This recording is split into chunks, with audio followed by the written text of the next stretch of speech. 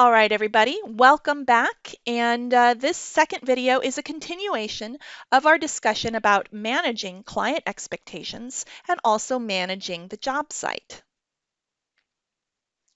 We've covered steps 1 through 4 already, so let's talk about step 5, conducting a pre-construction conference. All right, this is a meeting, and you need to hold it on the construction sites, where your new kitchen or bath is going to be built, and you should hold it immediately following that initial job site walkthrough. People to include at the pre-construction conference include clients, installers, subcontractors, and of course the designer and/or project manager. Remember that there's different firm organizations, and you may have one or both of these. At the pre-construction conference, make sure to review the contract and the scope of work one more time. A lot of times during the design phase, there's a lot of discussion of options. Should we do this or should we do that? Should we do this? Should we do that? Not everybody remembers what the final decision was, and so it's really good to clarify right here at the beginning of the project. This meeting passes the chain of command. All right, so before the pre-construction meeting, the designer was the leader of this project. After the pre-construction meeting, you kind of hand the baton to the project manager and to the installer, depends on who is leading the project. This meeting gives your installer a chance to review the project with the designer and the client.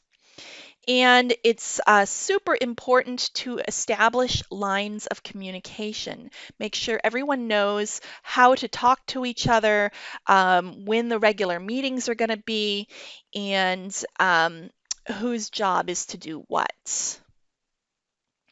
Your textbook also notes that you can't just instruct and explain and have all of the information come from you, the designer or project manager at this kind of meeting.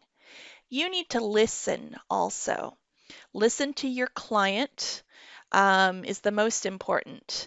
Many clients have a couple of things that are super important to them.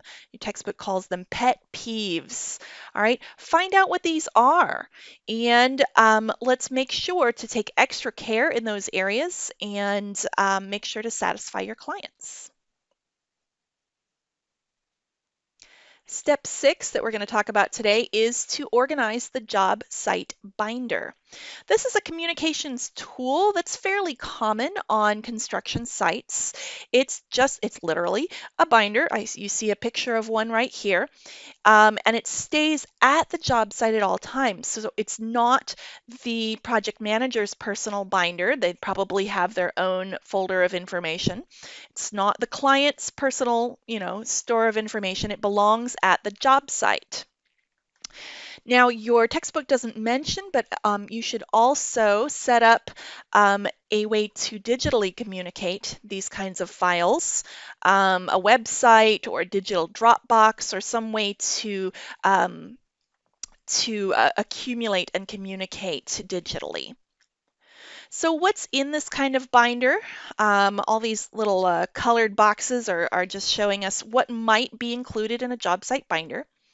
Access information, how to get to the site, what times you can be available, if there's any key code, etc. Contract scope, very important to have on the site to if any question comes up, you can just look right there. Construction calendar and target dates. Salvage. On many jobs, your client wants to keep certain things. This is important information to have right on hand at the job site. Subcontractor list, contact information, all sorts of team contact information should be right in the binder.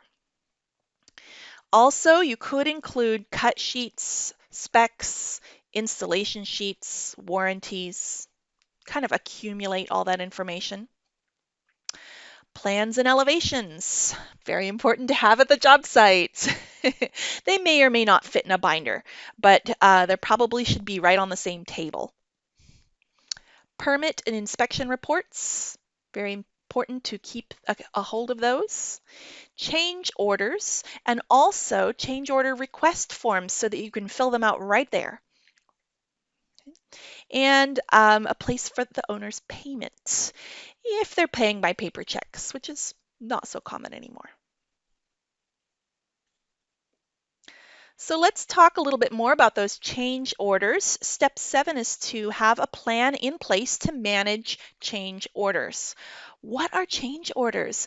Well, the purpose of a change order is to amend or change the original project scope. So your plans, elevations, permit documents, specifications, okay, all of those contract documents describe and thoroughly describe a project scope, but stuff happens, all right? And you need to initiate a change order when either a client requests something different, something that's outside of or something that changes the original scope of work, or a change order when the team finds that additional work needs to be performed. Usually this is some sort of discovery. They've opened up a wall and found something, or something happens, an unknown condition. So an installer or a project manager or a designer can all initiate a change order, and you're going to have an established format. So you'll have a form or a paper or a process for doing this. I want to hammer this point in because it is where many projects and projects managers trip up. Execute the change order, get it approved by the client, get it approved in writing, and get it approved before the work is completed. All right, so don't just keep going ahead with the project if the client has not approved that scope of work in writing. Step 8 says to expect a punch list. You need to manage the list and manage the client. We've talked about punch lists before in this course. It's the designer or the project manager's responsibility to create the punch list, but it's also your responsibility to make clients understand what a punch list is, and to help them expect that at the end of the project, there will be some items on the punch list. It doesn't indicate poor workmanship. It's just part of the end process of a project. So as the project manager, you need to start the punch list process early and inspect the job site at several points. Don't just wait until the very end. Okay. It's also important to order replacements for any missing items as soon as they're detected. Don't wait again till the very end and go, oh yes, I need to order this.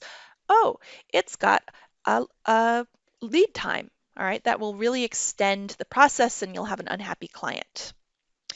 And the last suggestion here, this is really important again, is to maintain your business relationship with the clients all the way through the end of the project. All right, this can be difficult. The end of the project, that last, couple of percents, those last tasks, those are always the hardest. Maintain that relationship. Keep your professional demeanor and treat your clients well all the way through the end of the process. That leads us to step 9, last step. All right, here we go. And you need to train everyone on your team in people management. Regardless of how hard you try and how good your processes are, sometimes a frustrated client is going to get angry. You need to have a strategy in place ahead of time to follow and have trained your team in that process. So your textbook indicates two main types of distress in a kitchen and bath project. And one of them is relationship-related distress. Have all the promises been kept? Okay, did you say you were going to do something and then didn't do it? Was something said that they thought was rude, discourteous, or do they think that you're not listening to your concerns? This is relationship distress. Do your clients feel that they've made a mistake in choosing your firm? Oh, that's bad. All right. Were you argumentative? Were you defensive with the clients? And was there some unrelated incident that sparked your client's unhappiness? These are all sources of relationship related distress. There can also be project process related distress. Were all of the client's expectations met for their design, their product, their installation? Maybe they're not happy with one of the products. Are your clients frustrated about the renovation or the building process in general? Are they upset with a subcontractor and therefore that also affects their relationship with you? And did they actually get any false or misleading information? Are they discouraged with the process and the lack of progress? Sometimes the project seems really, really slow to clients. Sometimes it is actually, unfortunately, too slow. And finally, is your job site messy? And are the client's possessions and their home protected as well as they could be?